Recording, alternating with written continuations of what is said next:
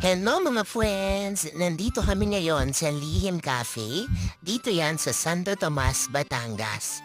Sobrang happy namin dito dahil sobrang pet-friendly ng Lihim Cafe. At yung mga staff, welcome nila kami agad pagdating namin.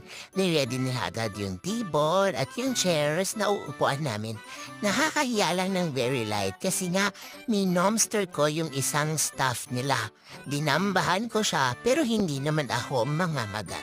Lalo na dahil nung dinambahan ko siya, hanggang tuhod lang naman niya ako. Kaya parang pinagtawanan niya lang ako. Sorry na, kuya. Pero nag-enjoy kami dito dahil nga sa Lihim Cafe, meron silang menu especially made for pets. Kaya sobrang happy namin at nag-order na agad si Humam at si Hudad ng Papa Steak. Dahil for the first time, kasabay nila kaming kumain.